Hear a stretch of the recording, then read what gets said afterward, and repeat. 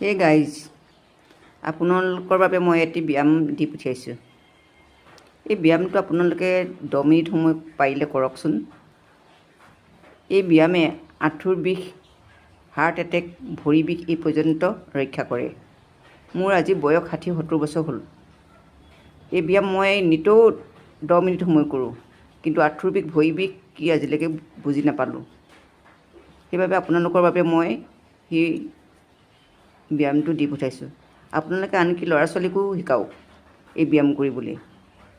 কিমান খাব ডাক্তৰী দৰৱ, কবিৰাজী দৰৱ খাই জানো আপোনালোকে ভাগৰা নাই? এই ব্যায়ামটো কৰিবলৈ শিকাওক ল'ৰা ছোৱালীক।